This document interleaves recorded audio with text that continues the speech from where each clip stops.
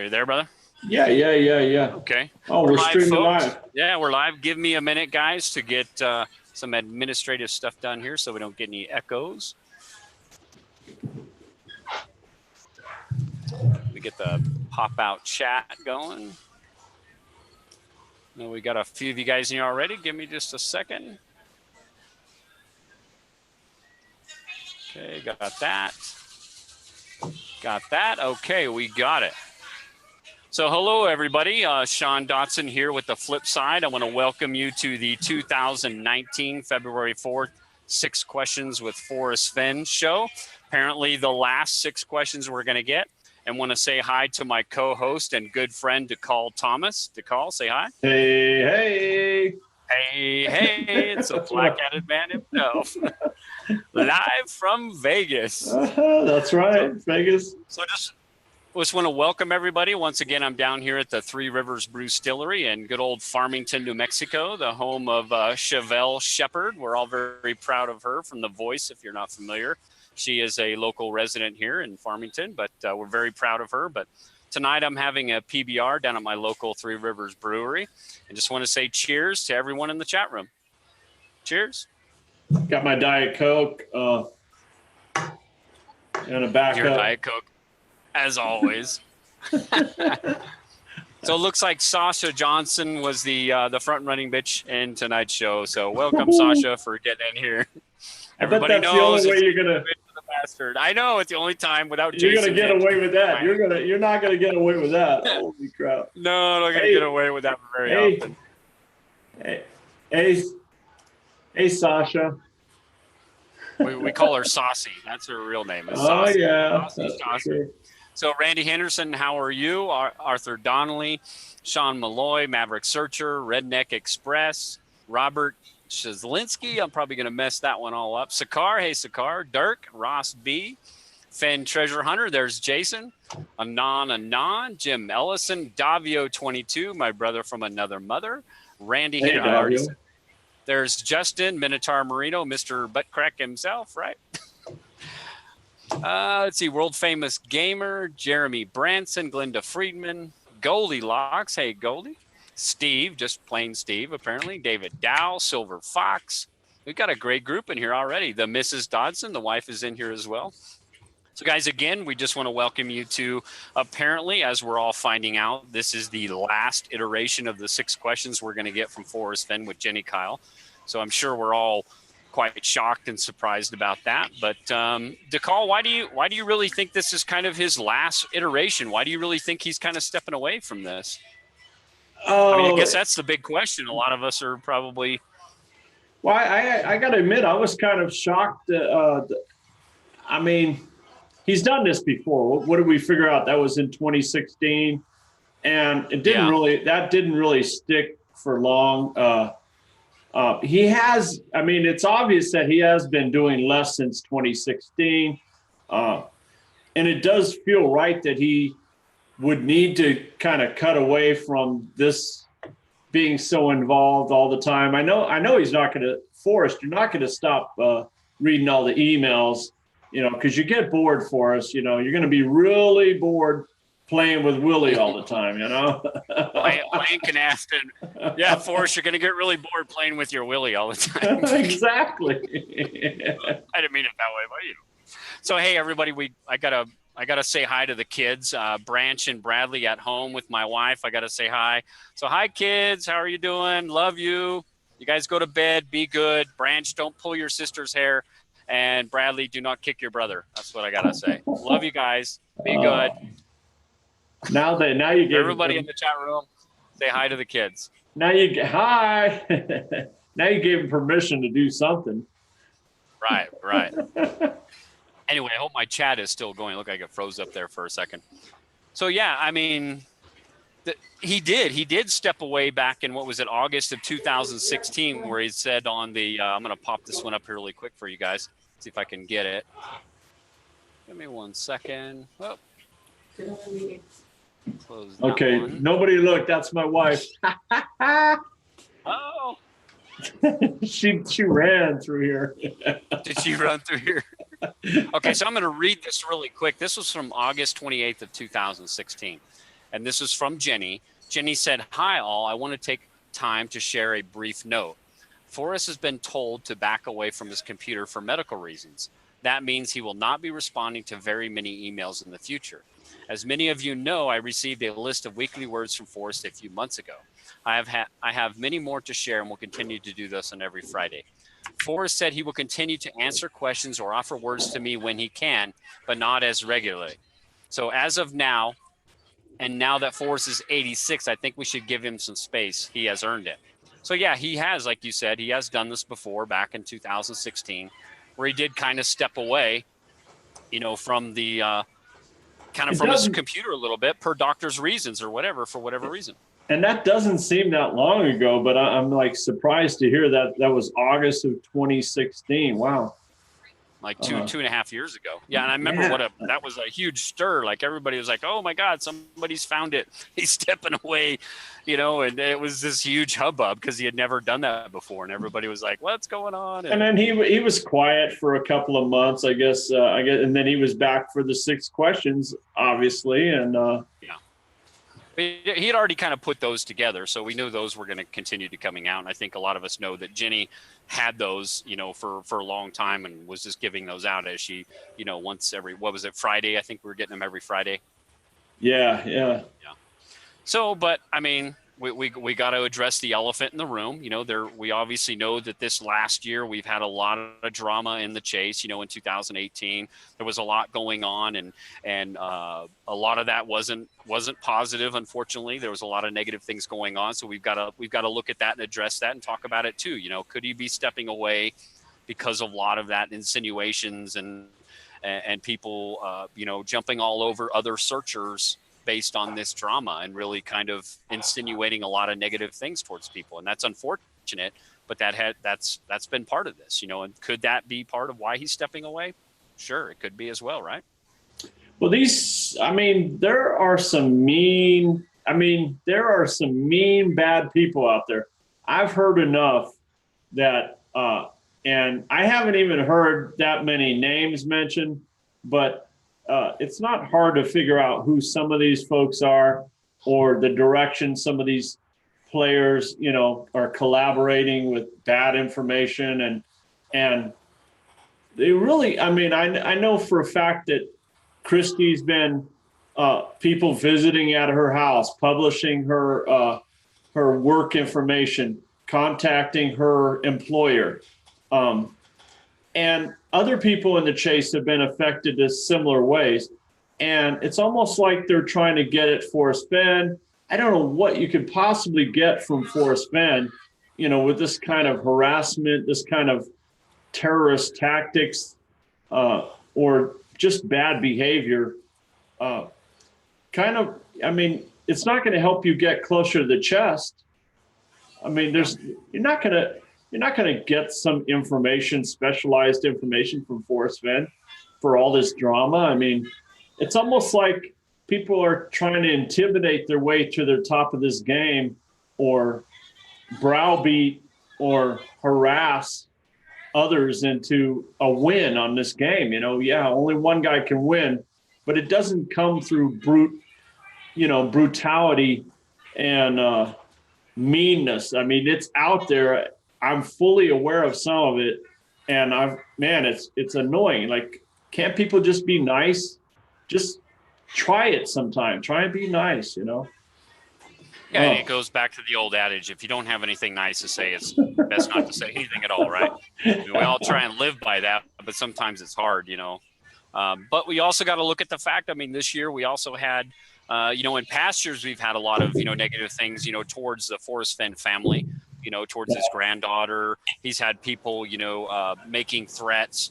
We had a guy break into the Forrest Fenn home this year, breaking in with an axe to get through his wall, and then going into Shiloh's house and finding a box of laundry. That was crazy. What was that, November? You had more compassion than I had. I was just thinking, man, he really is lucky he's not dead, because they both had guns drawn on him, and they should have had guns on him. I know Forrest does not want anyone hurt near or on his property, but when you're entering his, I mean, think about if someone came onto your property, your own house. I mean, there's plenty of innocent people. It doesn't matter their age. There are innocent people at your own house, and any man would defend his house properly. I know I'm prepared to defend my home, and the guy is lucky to be alive. I don't feel bad that he's in jail. I don't feel bad that he's still in jail. I think he brought this on himself completely. Come on. She will not say hi. Quick again. Yeah. She's still mad from World Series of Fenn. Uh-oh. Yeah. She's mad you didn't win. That's why, Nicole. If you would have won, it might have been a different story. She is a lovely and patient woman with me. You know, we're trying to figure out what sort of compromise our marriage is going to take. You know, for marriage is full of compromises. Oh man. My God! And I'm pretty sure it's going to be me not playing the game as a fair compromise. Hey, you gotta take care of family, man. That's the priority.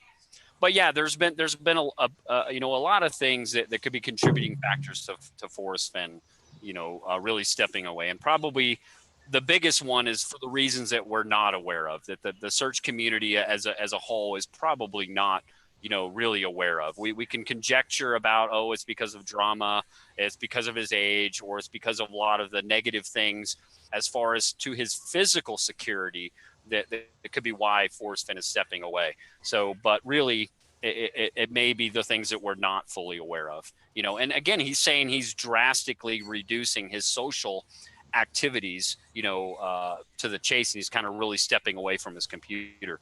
So, I really think that means that he's stepping away really about the, probably emailing people personally back and forth, because a lot of those things, come out, that he can't keep private communications. He can't say things privately without it eventually coming out, or having people visit his home because things come out that he doesn't really want to come out, Let's kind of be realistic, honest here.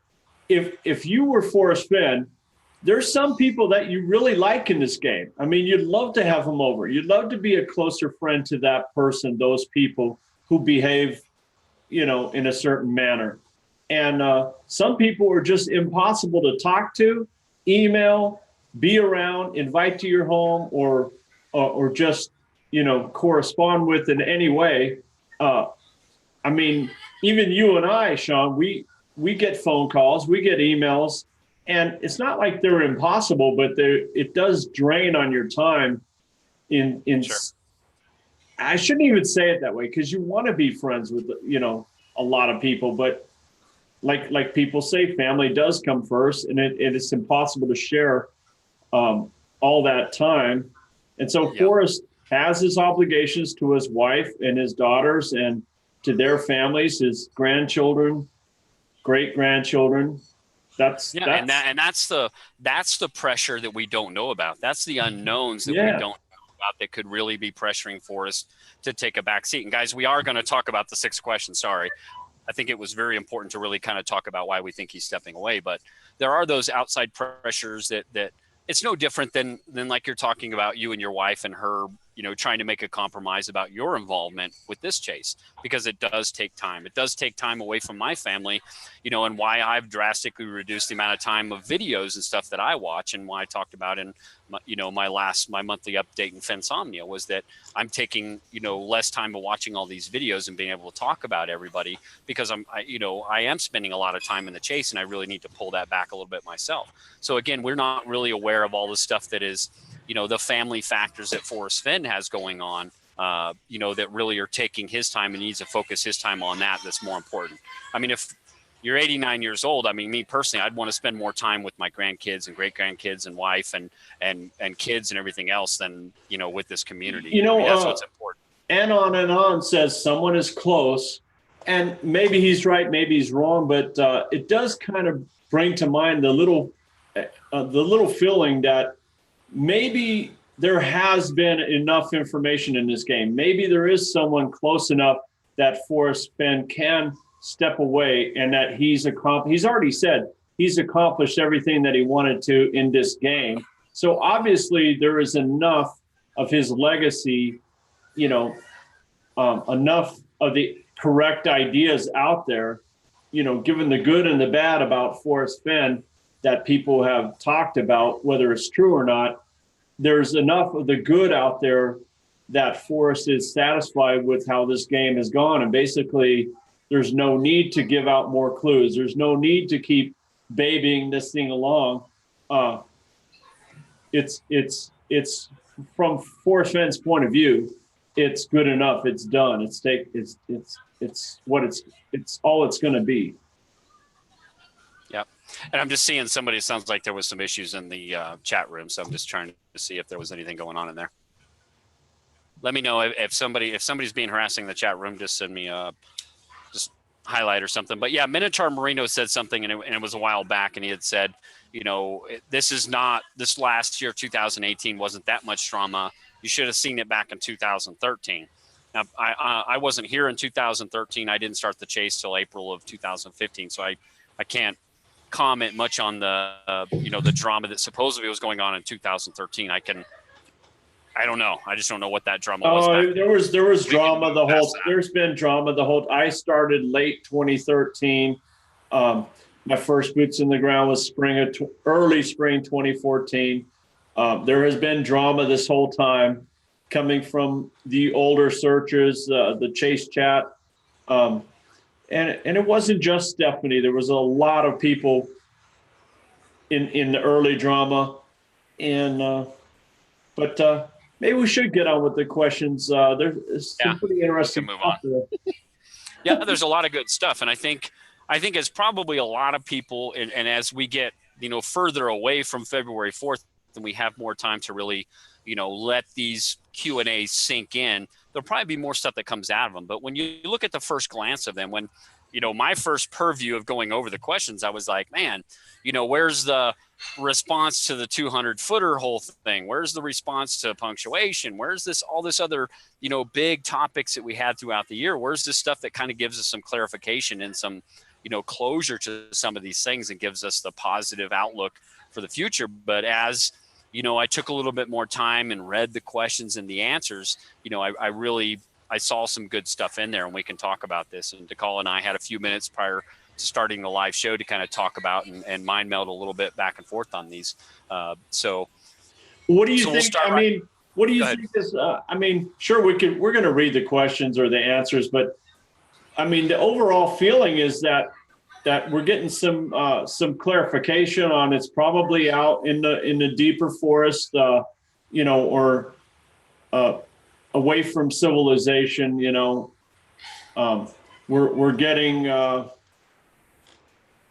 We're getting some other clarifications here. These aren't that huge. There doesn't seem to be any major explosions in the force here. Maybe you want to go over. You want to read question one, or what are you thinking?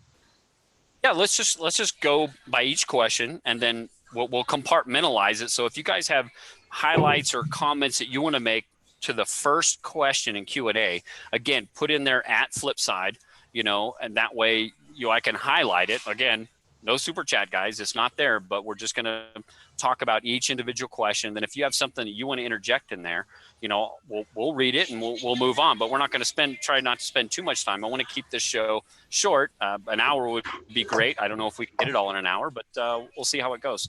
So yeah, the first question was, it's been over 8 years since you hid your treasure chest to silently wait for its finder. Have you been tempted to zoom in on Google Earth to see if the chest is visible or still there? What do you think you would see? And his response was, I have zoomed into the hiding place several times, but I wasn't looking for the treasure. It cannot be seen on Google Earth. The only changes to that site today are those that nature has made. So in that question and response, what really stood out to you, DeCall? And what? Trust me, I've fantasized about contacting Google and asking them for Forrest Fenn's Google Earth search history. You know, wouldn't that be good to have? I'm sure that he goes there on Google Earth more often than he says he does. More than just several times, probably once a week or twice a week. He's over there looking at the place, and I'm sure he loves the place. I doubt maybe it kind of hints at it's not. It's more of a spectacular looking place rather than an open field.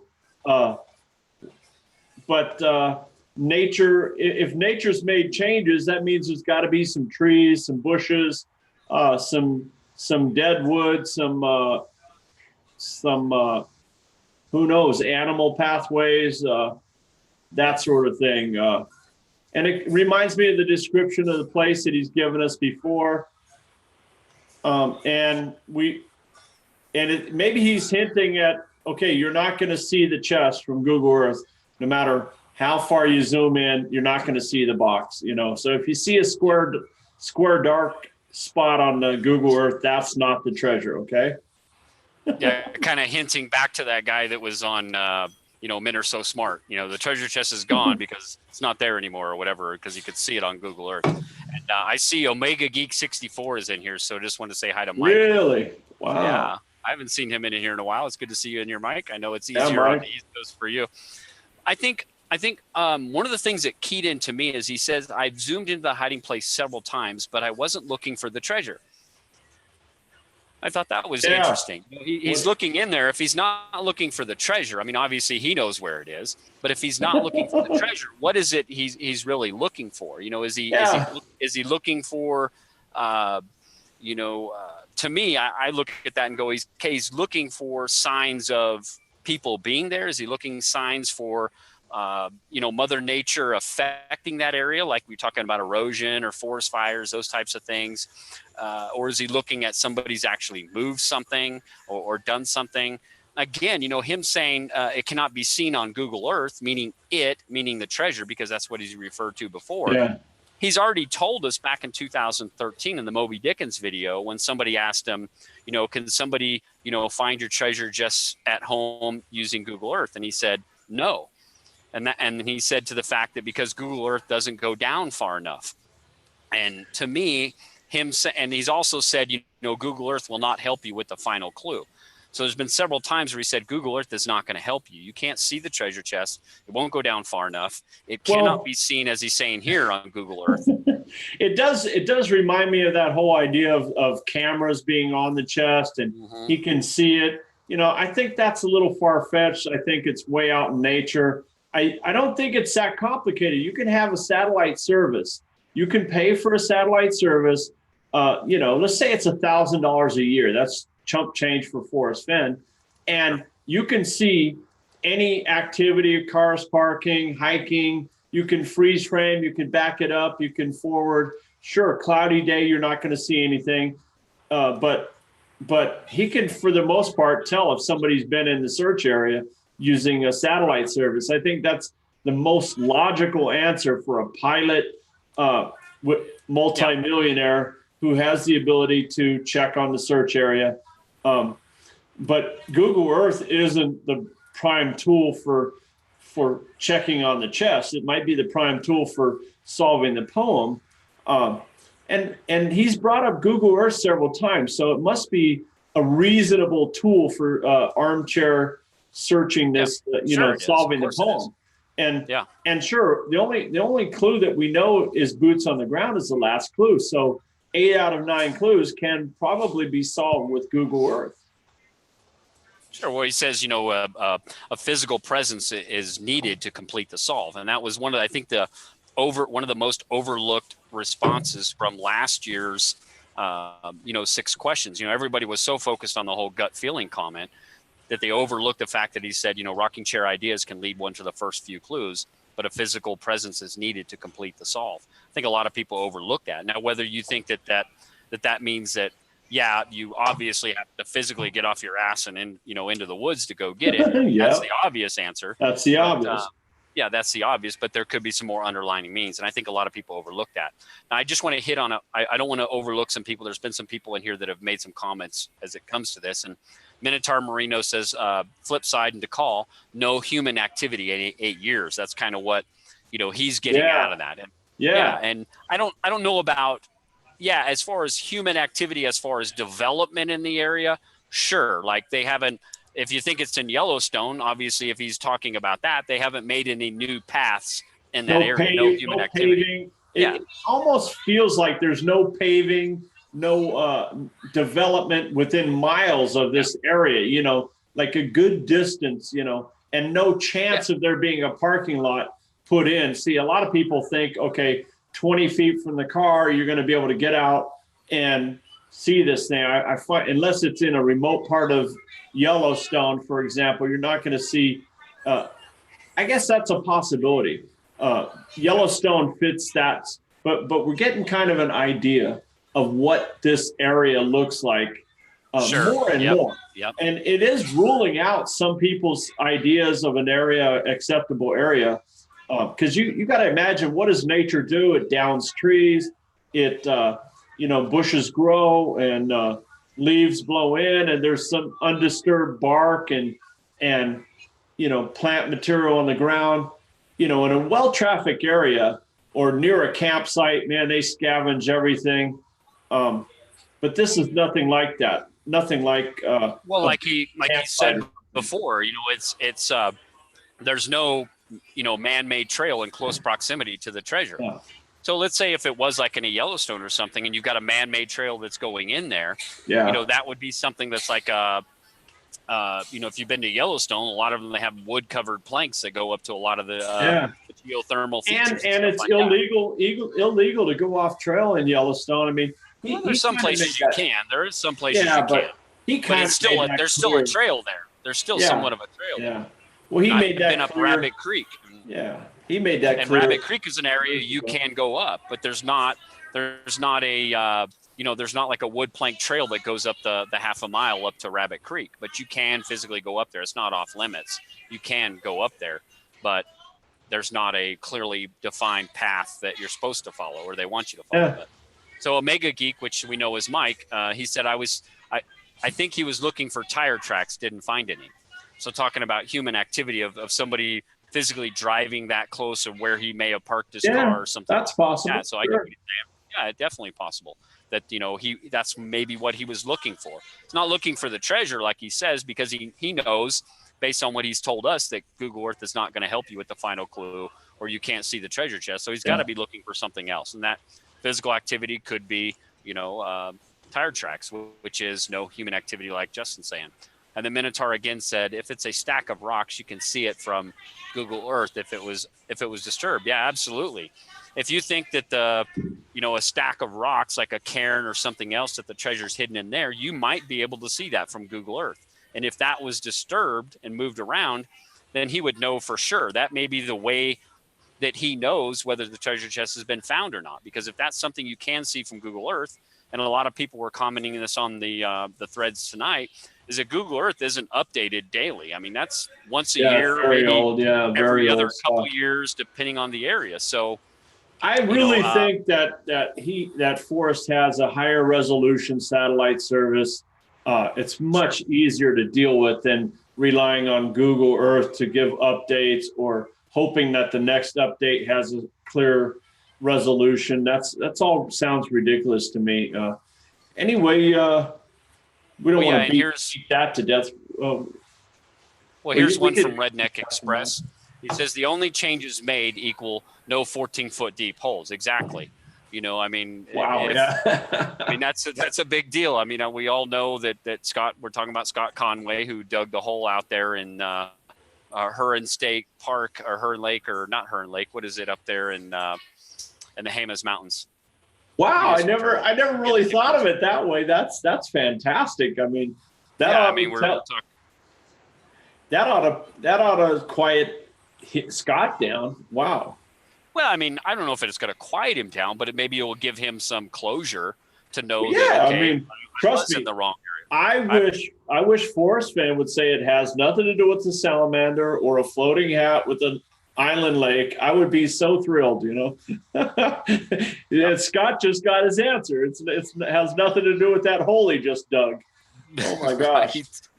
And maybe you can, I'm sure you can probably see that big ass crater hole that poor Scott dug. You know, I mean, he did it over like 5 years. So, I mean, we've got, if you want to go look at it, maybe there's like Google Earth pictures that you can go see of him digging that hole now, I guess. I don't know. I Sorry, feel Scott, bad. but I mean, good. I mean, if it's a good thing to give Scott some closure and Yeah, for him he had responsible, some he had sure. some reasonable arguments, but they've gone away. I mean, we make a decision, you know, but you know, you gotta accept the reality of your search area at some point. Yep. Yeah, And there's no digging. I've noticed there's been some people on some of the forums that have also claimed that they moved the blaze. You know, that the blaze was some rock that weighs 50 or something pounds, and they moved it. And kind of like Minotaur Marino was saying earlier, if it's a cairn of rocks, he might be looking for that. And if it was moved, he would be able to tell that potentially the treasure has been moved. And if that's not the case, if somebody thinks that the blaze is some rock and they removed it and moved it out of place, Forrest Fenn, if he's intimately familiar with that area enough and he constantly or has checked several times on Google Earth and zoomed into that area, he would notice that change. He's smarter than that. It's not going to be a blaze on a tree. That's too temporary. A rock or any blaze or any item that can be moved too easily. And thank goodness he clarified there's no proxy item. Okay, you don't need a boots on the ground key or item or any kind of redemption idea where you bring something back to Forrest and then you get the real chest. None of that. All of that's ruled out. You know, we're basically just looking for the chest. It's concealed. He made a big deal out of describing how it's hidden in a way that is concealed or hidden. He never said it's buried or not buried, which pretty much rules out any deep burial. You know, I really think that rules out a deep burial. You guys can interpret it however you want, but to me, that seems just too outrageous for an 80-year-old guy to walk in 2 hours, dig 6 foot deep, 3 foot deep. That's a lot of digging next to trees. You know, if you'd have to have some fantastic digging tools to get through past those tree roots. Oh yeah. Yep. Oh my gosh. Yeah, you're not going to do it. Not an old guy like him. I mean, he's a fantastic guy. Forrest, you know, is in great shape, but he's not in that kind of shape. Nobody is. None of us are. No. Name the guy that can 6 foot hole in one afternoon and make 2 trips back and forth. Yeah, exactly. I mean, I'm almost 50. I'm not in, you know, obviously the best, the best shape of my life, but geez. Trust me, I have won some digging contests. I have dug right next to guys and beat them with a shovel. And I'm proud to say I could do that, but Forrest Fenn's not digging those 6 foot hole. Dude, that takes some skill. Now you got Minotaur Marino, saying flip side and to call. Do we all agree that 8 of 9 can be solved from home? Sure, it's possible. Forrest Fenn has also said, you know, in theory, yes, but not likely in practice. Now it all depends. Again, Forrest Fenn has said, you know, rocking chair ideas can lead one to the first few clues, but a physical presence is needed to complete the solve. It doesn't necessarily mean that you can't solve 8 of 9. You might solve 1, 2, and 3, and then you solve 4, 5, 6, 8, and 9, or 5, 6, 7, 8, and 9, but you haven't solved 4 because you haven't been physically there. And you need to solve 4. You might understand what, you know, 5, 6, 7, and 8, 9 mean, and you might understand what 1, 2, and 3 mean, but maybe you need to be physically there to understand what number 4 is. I mean, and maybe who knows? I mean, again, the right order. You haven't solved it in the right order. Even the final clue, you may be able to speculate what is a valid boots on the ground clue, and you may figure it out before you ever arrive. But you know, we're going to know the final 12 feet by some interesting, you know, supposedly it should be obvious to us if we're a real student of the poem. I mean, we're still waiting to have verification on any word of the poem. We do not have verification, clarification, confirmation. We don't have on the ground verification. Or no. Maybe we do. mean, I haven't seen, but we don't have any physical verifications of any of these things. And that's what makes it so challenging. There's nothing. Forrest Fenn, like, if you were doing the Grand Adventure, at least Mike Cowlings will give you verifications that you got this crossword thing right, or this right, or that right, and you can move on to the next one. The same thing with Shannon Oots and her thing. She's getting verification, but Forrest Fenn is not giving it. He's giving us verifications that people have solved the first 2 clues, but they didn't know it. And he's turned around and said, I've never told them that, or confirmed to them they got them right. There's no verification from Fenn or from physically on the ground until you recover the treasure chest. Yeah. So, hey, the last thing I just want to say is that the only changes to that site today, Forrest Fenn says today, is nature. Again, Google Earth is not, current, unless, like DeCall says, he has some elite satellite coverage that he can look at that. And that's quite possible. We don't know. Are those things that nature has made? Again, this goes back to Forrest Fenn and the lure saying, what if some weeds blew in there and covered it up? That kind of goes back to that Mother Nature makes her own rules. Wind can affect it in the right condition. Like he said, when questioned about the 4 different elements, that being earth, fire, water, and wind. And Forrest Fenn said in the right condition, wind can affect it. If some weeds blew in there and covered it up, again, it cannot be seen from Google Earth. It's quite interesting, I guess. Yeah. Do you have anything you want to add more on that before we move on to question 2? I know we're already here. We beat that to death, but I don't see any other questions. Only like 4 of them that came up. Most of them were from Minotaur. Justin's always pretty chatty and giving some good questions, but he's got good ideas and good thoughts. So question 2, I'll read this. I know you guys already have this in front of you, but I'm going to go ahead and read it anyways. Well, actually, DeCall, you've got it in front of you. You want to read it? Yeah. Our question 2, are you ever fearful your special spot has lost its charm? ? Could it? In the thrill of the chase, page 125, you mentioned how some of your most memorable spots have seen strangers cast their own hooks into them. Could strangers do that to the place where the chest rests? Or do you feel your special spot will always be secure in solitude?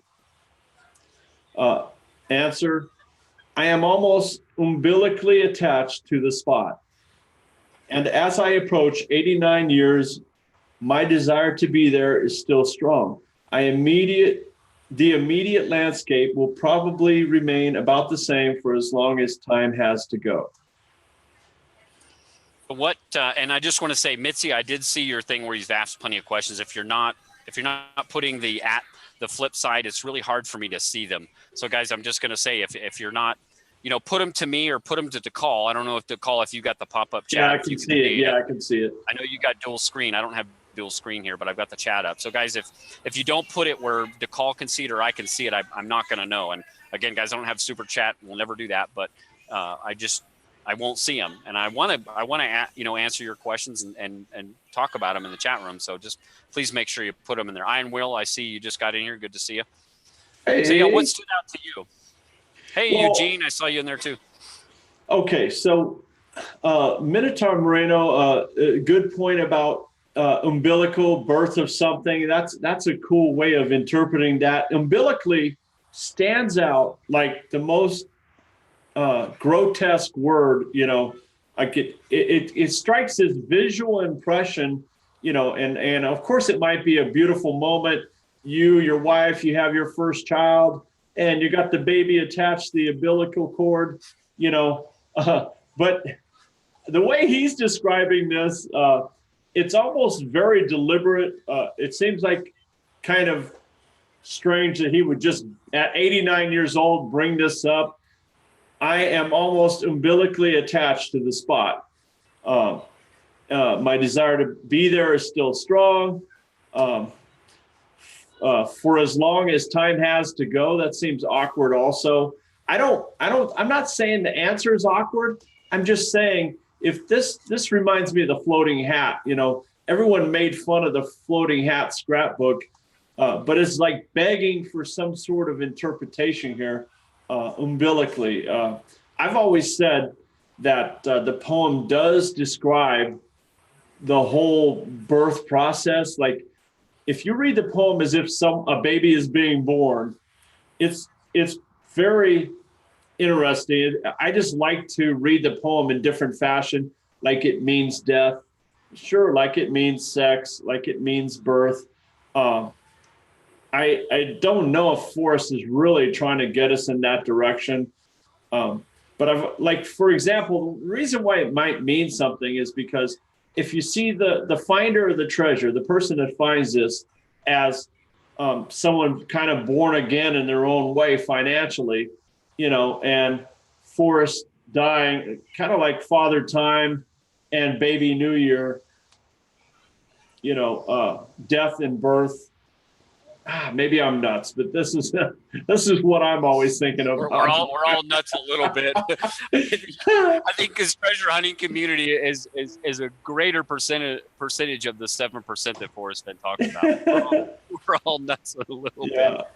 I mean, to me, it is that whole statement, this whole clause here. I am almost umbilically attached to the spot, and as I approach 89 years. My desire to be there is still strong. It is. I mean, he could have easily said my attachment to that spot. He could have said something very similar, but he used those words very deliberately, and almost as to mean not quite or very, very nearly or very nearby, and umbilically to mean extremely close or inseparable, and then attached to mean like a fondness or something to that. So it seems like he's really stressing how special this spot is to him. And special again, spot, none of us, none of us can really, understand or may ever understand why this place is so special to Forrest Fenn. Now, I have to admit, I'm not what I call a stoner or somebody who is it's got to be in Yellowstone. But for someone who is what I like to call a stoner, so to speak, that loves Yellowstone and believes the treasure is in Yellowstone, this really has to pop out to them. And I will concede to that fact to them that if you are really focusing on this place is that special and the book really talks about that, then of course this is going to stand out to you like a meteor hit, that how special this place is to him. And what does he talk about being that so special place in the book, which is Yellowstone and his love for Yellowstone. So for those of you that love Yellowstone and that's your solve, this has got to stand out to you and really slap you in the face. And I would agree with you if that's how you really feel. I personally still don't feel that way because I think that we personally, me and how I interpret things is that we cannot force fit our interpretation of what is special upon Forrest or on top of this poem, and we've got to just stick with the poem and allow it to lead us to that area. If it leads you back to Yellowstone, great. That's not how I read it, but doesn't mean that I'm right and you're wrong, or you're right and I'm wrong. The question does kind of hint, at Yellowstone. It's interesting, Sure. Yeah. I mean, that's the one place that he talks so much about in his book. And, he spent 20 summers there as a kid growing up in that area. It's got to have a fondness to him. You have to concede that and appreciate that. Now, what's the second part of that whole response is that the immediate landscape will probably remain about the same for as long as time has to go. And how do you really interpret that, Nicole? I mean, what does that tell you about this special place? We know it's special. We know that. Well, and we'll get to your guys' questions. I see it does sort of tell me that there's something recognizable. I always say that the correct area is going to be somewhat spectacular. Plenty of people disagree with that, but I think that it's recognizable, some significant pattern or design or features. And then it's obviously just like the last question, nature, immediate landscape that's unchanging, that only nature will be changing, not man-made in any way, or influenced by man-made things. And then, so like we were saying earlier, probably a national forest or possibly a national park or possibly BLM or some, almost like it's a distant area.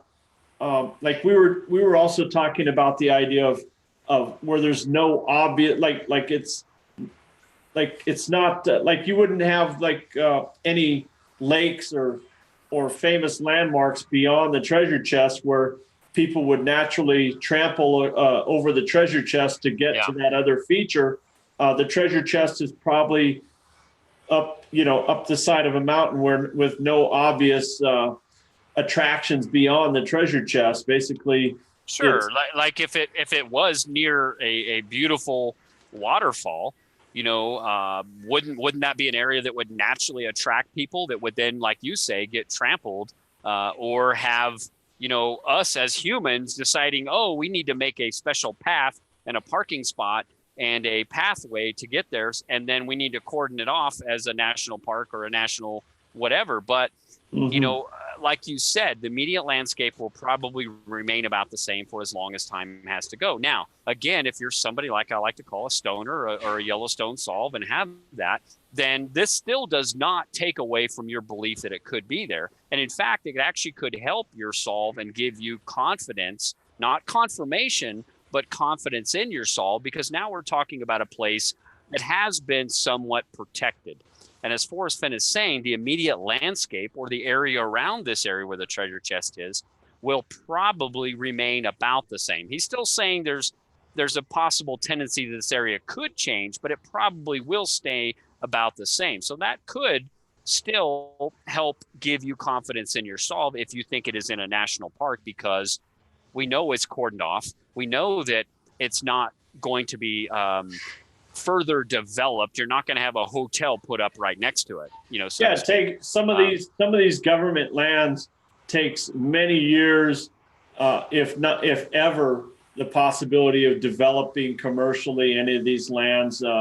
That's the kind of the feeling that we get, that this is more of a government controlled lands with very little chance of it being anything but sort of a national park, national area, national BLM land, or something that doesn't change, for tens of years, if not hundreds of years. But here's one that you and I talked about, and I think you and I both agreed on prior to the show, was that should this then not rule out private lands? Yeah, I love that. I mean, well, several of these ideas kind of clarify that. I mean, you're not going to have, let's say your search area is mingled with a bunch of private properties. So sure, you have BLM and then private and then BLM and then private. What's the likelihood that BLM will develop or sell off that land since it's tucked in between multiple private properties? Okay, the likelihood is much higher that land will be developed, will be influenced by more traffic. The likelihood that nature will continue to just live its own course is pretty slim in these private, very, very trafficked and very sort of public, private property style areas. I saw somebody on Facebook saying that they're tempted to go on private property, kind of breaking the rules. Yep. Yeah, I'm glad you brought this up. You won't have to break anything, folks. Yeah, because, Forrest does break the rules and he does test the boundaries. But okay, come on. In reality, you're not going to find a private property that's not near a human trail, that nature hasn't changed in 10 years, or not, that mankind hasn't changed significantly in 10 years, that has no immediate potential for change and then some sort of landscape that's recognizable as some sort of location or something that's a match, something that matches Forrest Fenn's ideas or style. I believe it's got to be something somewhat spectacular, somewhat recognizable as an idea or concept. Like my lake has an island in the middle. It has a very feminine appeal to it. My salamander is like a very masculine idea. So we've got the masculine and we've got the feminine, and umbilical fits my solve perfectly, which I hate that because I wish he could rule out my area. Just rule it out for you. Yeah. Yeah, please just put me out of my misery, I always say. But I just get more and more confirmation bias, regardless of whether I'm right or wrong. But umbilical fits my my extremely feminine mini lake. I've always seen it as the female womb. I know that's a little intense, but it certainly matches the umbilical idea. Yep. Well, let's real quick. I know you guys have put some questions in here as it relates to question 2. So let's cover those and go over those real quick. So I don't want to ignore you guys. But it looks like Jessen here had said at the flip side, he seemed to completely sidestep the solution part of question 2. So what do you think of that? He said, could strangers do to that place where the chest rests, or could strangers do that to the place where the chest rests, or do you feel your special spot will always be secure in solitude? And I think what the question is referring to is like those places along, the Firehole River that were so dear and fond to him, like he talks about in the chapter, the Flywater chapter of the book, that he felt that those places were just special places to him alone. And now people are casting their own shadow upon him and creating their own memories. And I'm paraphrasing completely from the book. Please forgive me if I'm getting that completely wrong. But I don't think he completely sidestepped that, Jess, because I think he does talk about the immediate landscape will probably remain about the same for as long as time has to go. So it still has seclusion and solitude, because it sounds like, what DeCall and I are saying is that it by his answer and response to Jenny's question is that he is saying that this place is somewhat protected, not 100%, because land can change. And DeCall, I think, did a good job of stating that, if you've got private land, that's encompassing a peninsula of a BLM land, the likelihood of that BLM land being swallowed up by private land or being sold, to private industry is highly likely. It could happen. Does it mean it will happen? No, but the likelihood of it is very highly. So I think I hope that we answered that question, Jess, but I don't think he totally sidestepped it. Did you have anything you want to add to that, or? It does. The secure in solitude. We know that Forrest probably had an influence on the questions. He certainly got to choose which questions he wanted to answer for the 6 questions. So when it says special spot and secure in solitude, it reminds me of the first stanza, as I've gone alone in there. It makes perfect sense that it's a secure solitude, special spot sort of feeling to that location. Like very few actual hikers or boots on the ground. Same with that boots, clomping of boots gives you an idea that it's a rare occurrence where there's not too many people stomping around there. We'll get to that one because that's sure. I mean, but that's a good one. I mean, all of these is hinting at out in nature, away from any man-made trails, in solitude, special spot, not too much boot traffic. We got a theme here that it's just what we expected out there somewhere in the forest. That's not so obvious. He's definitely saying boots, not flip flops or tennis shoes. I mean, it's that's good. You're not on asphalt, guys. So here's one from a new person I've never seen before named OK Larry, and OK Larry says, Forrest changed the visual sight, so he will know if something changed or if someone changed it. Okay, I get what you're saying. I think in that same aspect, Larry, I think that he is so intimately familiar with this area because it is so special to him that he would probably know if there's some kind of changes. And if it is secluded, if it isn't an area that there's not a lot of traffic and stuff, that he would recognize some changes in it. So I get what you're saying. I don't know if he physically changed that site, other than maybe, like some people believe, it could be a rock cairn that he built and the treasure chest is inside that. That may be the only change that he physically made to it, to actually hiding it. Now, whether that's something you can visually see from Google Earth or not, I don't know. It's possible. But I don't know if he visually changed the site that much. Again, like DeCall is saying, he didn't go out there and, one afternoon, dig some 6-foot hole or 14-foot hole or whatever, and then hide the treasure chest in there and then buried it back up and did some reclamation to make it look like it never happened. I agree with DeCall on that. Yeah, I think there's some hints at how it's concealed, under the floor, and that one too far to walk illustration of the woman in the kiva. I think that's a high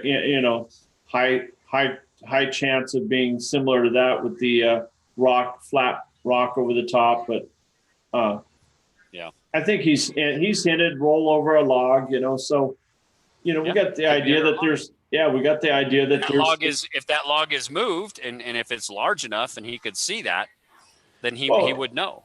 And I like to depends think on how far you rolled it. If you go to these popular campsites, you don't see a piece of wood that holds still for more than a month or two. These people are rolling things and moving rocks and in campsites just because they're there. And but out in the woods, far out into the woods, a piece of downed tree or wood or log is not going to get moved hardly ever.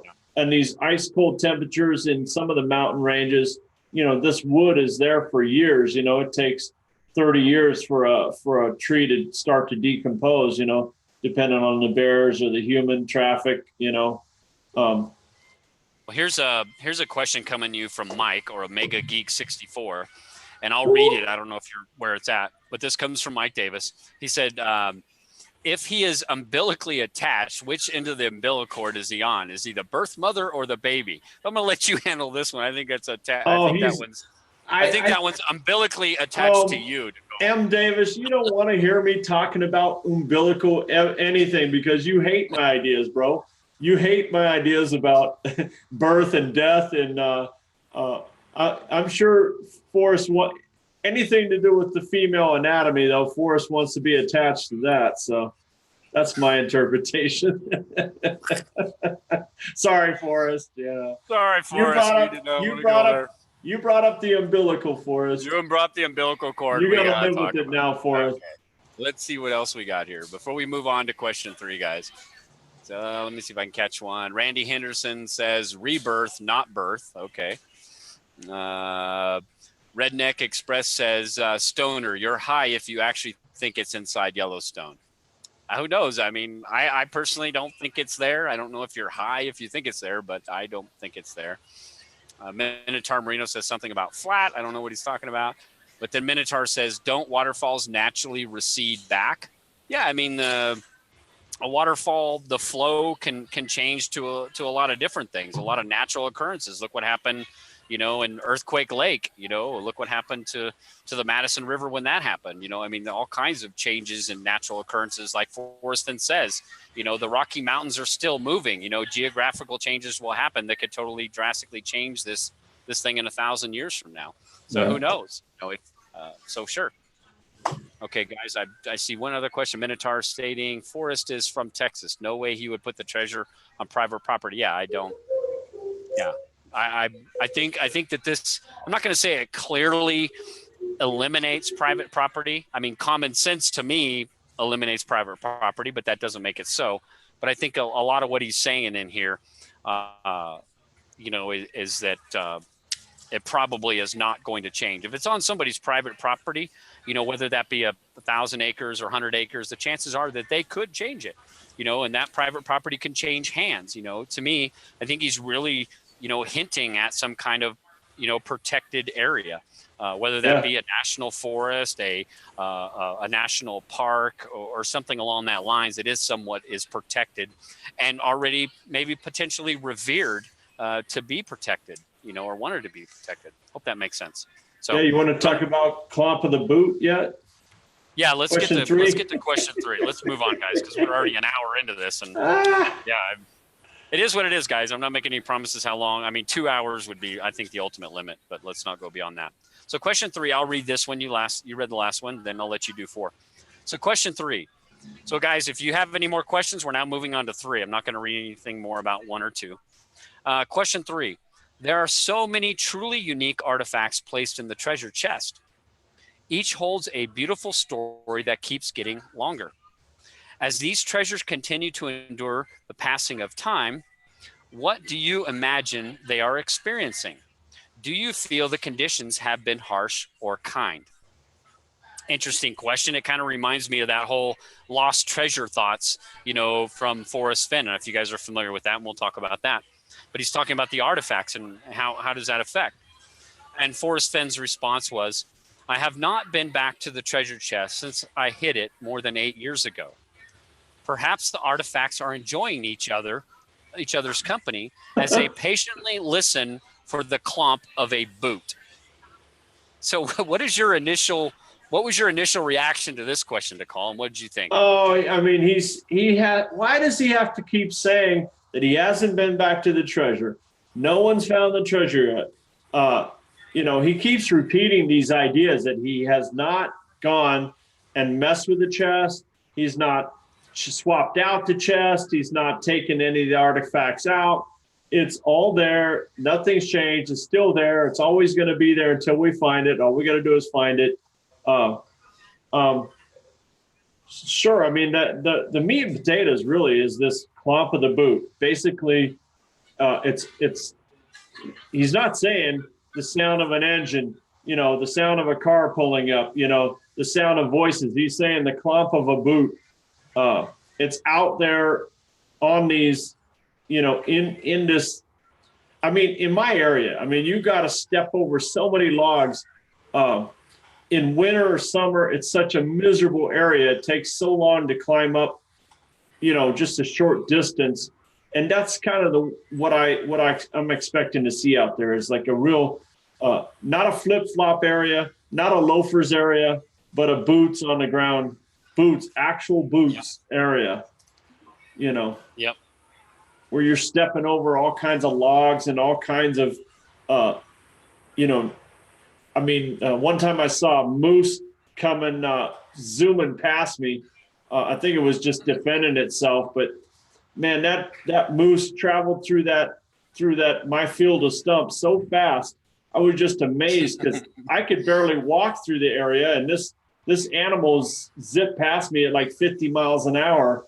So impressive, Crazy. Yeah. And it's rugged terrain. Oh my gosh. I mean, I don't know how it doesn't tear its ankles off with every hole in the ground, but that's why I like my type of area, a real boots on the ground style area. Just, yep. It's a clump of a boot. Again, we're not talking about, you getting out of your Land Rover from coming from California or New York or something and driving up to the spot, getting out in your $150 pair of flip-flops and walking out to the treasure, picking it up and getting back in your Land Rover and taking off. I mean, this is boots. We're talking about hiking boots. We're talking about boots. And Goldilocks in here, the first question I see her comment towards this one that she points out is a very good point. She says the clomp of a boot. He said if I told us what shoes he was wearing, that would give it away. Now, she's referring to a radio interview with Richard Eads, where Richard Eads had asked Forrest Fenn, what kind of shoes were you wearing? And Forrest Fenn, and I'm paraphrasing this completely, Forrest Fenn had responded and said, well, if I told you that, you'd know where to go or whatever. So Goldilocks, I'm glad that you pointed that out because that's a very good point, and you pulling that from that Richard Eads show was very good. And that is, very interesting. What type of boot was he wearing?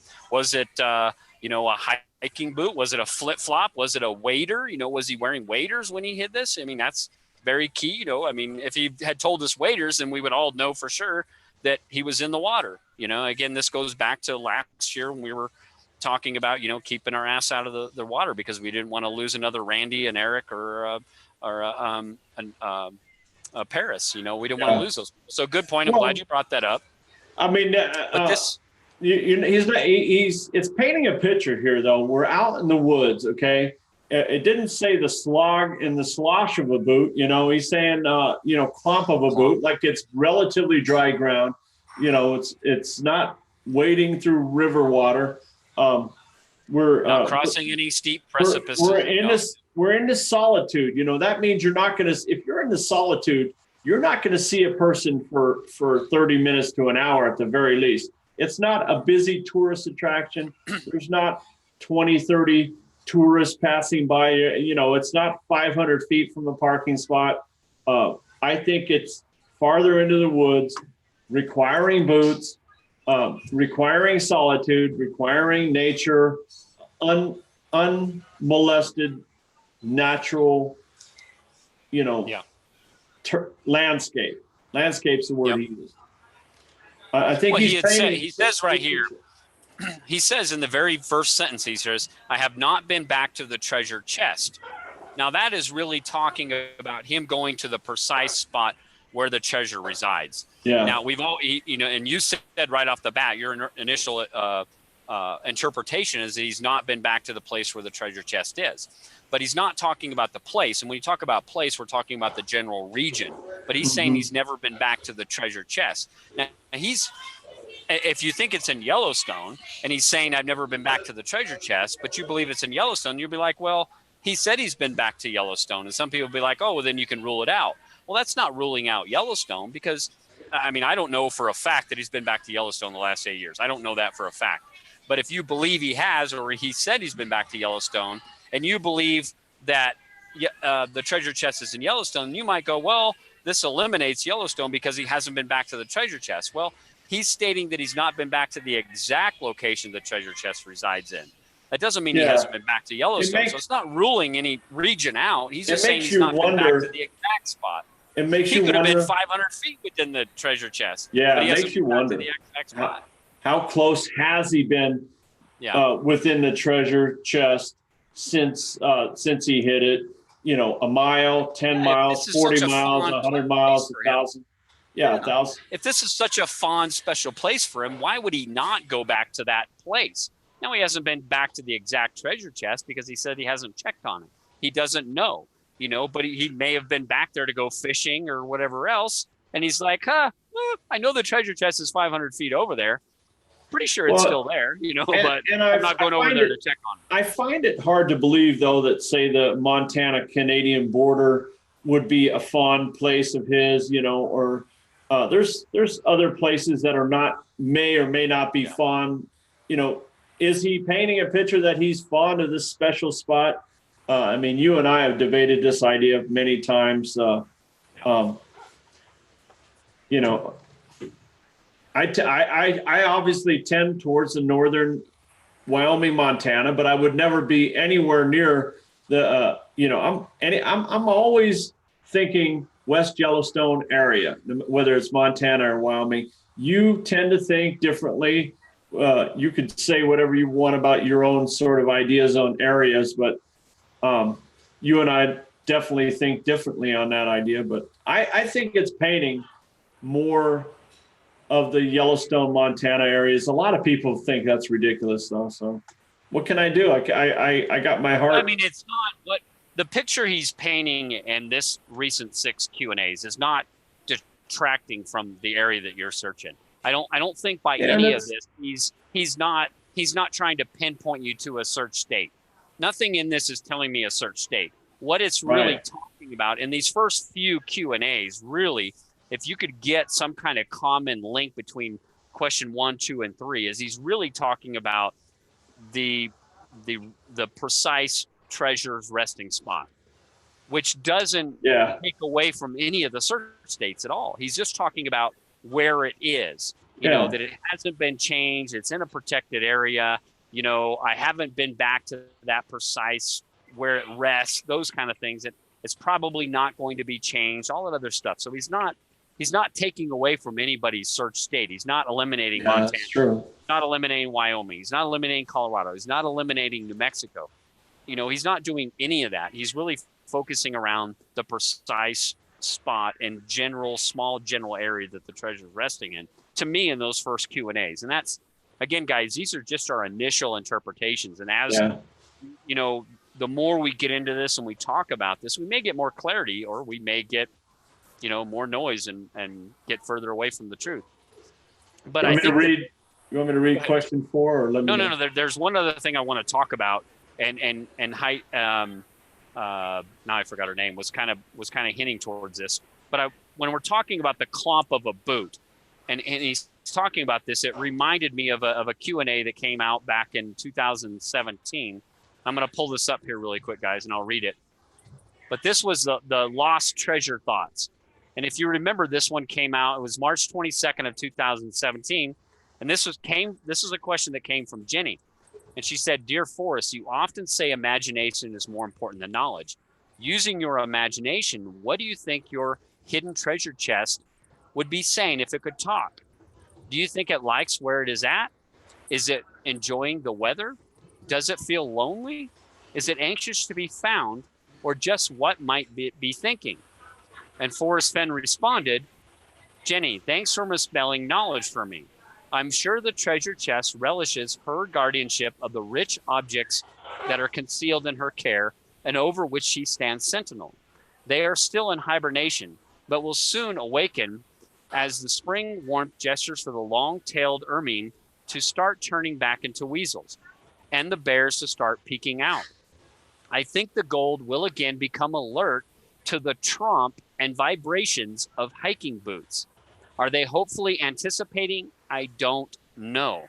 So again, he's talking about Wow. hiking boots here. That's The tromp and vibration of hiking boots. So it's very interesting that, Jenny's talking about the treasure chest. And then in this third question, she's talking about the artifacts that are in the treasure chest. And Forrest Fenn is again talking about boots. And what does he say here? They're patiently listening for the clomp of a boot. Now we're talking about a singular boot and not hiking boots. So it's, if anybody's looking for this kind of, lead searcher or one person out there, whatever, now he's talking about the listening of a clomp of a boot. I don't know. I mean, that's just how it almost sounds like Forrest wrote the question for both of these and wrote the answer for both of these. They're very similar style and wording. Very similar. Very similar. And it's almost like he forgot that I forgot about that quote, even though, now that he didn't. I don't think he forgot about it. But it might have, I mean, if it was a pre-written one that he had from before and he just plugged and played it in there or something, it does seem so similar to that 2017 Q&A. Yeah.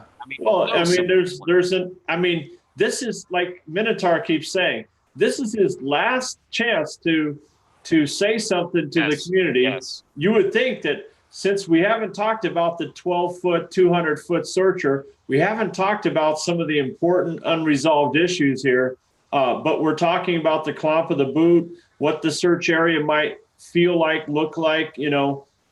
This is his. This is his bombshell information that he's given us on his last day. Is he giving it to us or is he giving it to a singular person? Now he's giving it to everybody, but again, a letter or a message always arrives at its destination because its destination is wherever it arrives. So maybe this message is really meant for a potential lead searcher, and it's talking about that small general area that the treasure resides in. Again, guys, he's not eliminating a state. He's really talking about that small area that the treasure rests in. And he's going back to this whole lost treasure thought about, the tromp and vibrations of hiking boots and a boot.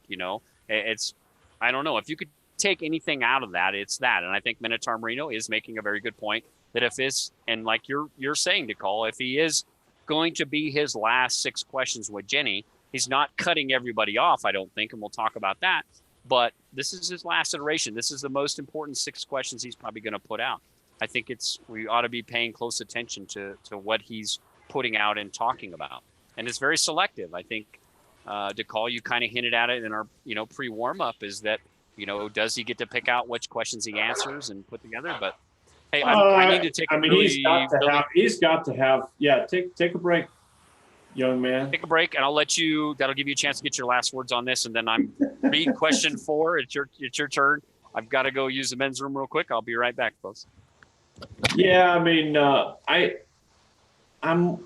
how much is Forrest going to be involved in this game from now going forward? I'm sure he's going to read the emails. Okay, you can write him. He's going to, it's kind of an excuse not to have to answer your emails if you write them, social, we're going to cover question 6 a little bit, but he's going to drastically curtail his social activities. It's time for me to step back from my computer. Blame it on my stamina, not my heart. Um, you know, I know that, like, if you haven't noticed, if you go to some of these events, there's some people that are very uncomfortable to be around.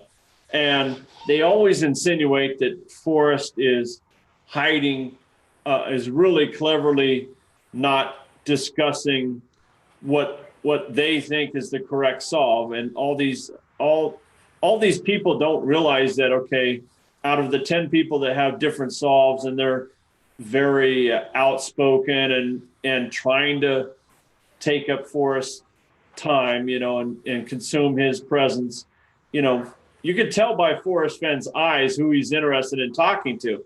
It's like, dude, give me some space here. There are plenty of 7%ers out there, Wade. And if you look at it honestly, we are all 7%ers in a way, or we all could be the 7%ers that Forrest Fenn is not interested in listening to. I'm sure that those close to Forrest Fenn will still be able to email him. I'm sure that people that are essential to this game are still going to be organizing events and having his contribution to, what he might think of Fenbury, what he would like to happen there, and whether he would show up or not, that sort of thing. Yeah, I was Sean. I was just I skipped ahead to question 6 a little. I didn't rate it or anything, but just talking about well, how I left and I realized we forgot to go back and make sure we answered people's questions that were putting in about, question 3. We answered the 1, but and going back, I forgot to go back in here. And like Retrieval Artist had said, the stomp is due to the doodle showing someone else at the chest. First time he's doodled someone near the chest other than himself. What doodle are we talking about on that one? I guess I'm not familiar with doodle Retrieval. There was a new one on Facebook with Forrest Fenn. Forrest Fenn had a doodle. She can't hear. She gets mad when you say Mamacita. Okay, well, I'll call her something else. Mama's cool. Bella Sarah. Man, you made me lose my train of thought. But that doodle with there's one of the doodles is carrying the chest and running on the trail. I think there is a theme in these doodles. I'd love to talk about the doodles sometime. The doodles seem to have a trail and stick figures walking one direction or another towards the money or towards the gold or towards the chest. The only strange doodles we've had is the ones holding guns. Those are interesting. And yeah, there are some doodles where they're holding guns. There's plenty of doodles. Most of the doodles are wearing hats, or many of them are. I think that's part of why my avatar, why I'm constantly wearing a hat. I'm playing along with the game, There's plenty to talk about with doodles. Well, if we do one with the doodles, we got to have Illinois Ghost on. I think that's yeah. He's been collecting. Put a lot of stuff in effort. Yeah. So we'd have to have Illinois Ghost in there. But I see Brad Kinsner also had stated, could the clomp, I think of what he's saying here, indicate that the treasure chest is underground? Underground as in buried, or underground as in a cave? I think he's kind of ruled out mines and potentially caves and stuff, but it could be buried. We don't know. He's never really wanted to answer that question. Silver Fox had stated, how about a pirate with a peg leg on the treasure chest, or peg leg on Treasure Island? Yeah. If you've ever read Treasure Island, you know that it was Long John Silver that had the peg leg. So sure, possibly Silver Fox. If we got somebody who's a pirate out there or has a pirate name. Is that it? Let me make sure I got caught up here. Sometimes the chat likes to jump around. We got like 140 people in here, so there's a lot of chat going on. So I can catch up here. Minotaur said something. Hold on. Mega. Retrieval Artist says, clomps usually occur when they hit something hollow. Okay, yeah, I see what you're saying there, like a clomp. If you think that there's some kind of flat stone or something over the treasure chest, as we've seen in the, I know DeCall is very Really likes this one about the flat stone over the opening that has a potential treasure chest in there. So that's possibly, yeah, sure. Anything is possible. Omega Geek 64, Mike, he would never return to it being the risk of being followed. Yeah, absolutely. I don't think there's a potential of people following him. There's a lot of crazies, people breaking into his house. Yeah, I mean, how is he going to get away from his house without people following him unless he hides in Shiloh's truck and goes somewhere or something? Yeah, it's hard for that guy to even get out and have any kind of privacy these days. So it's unfortunate. Probably something he didn't even anticipate, honestly. Well, he doesn't seem overly anxious to go out. I mean, he does go to lunch and stuff, but he enjoys being at home.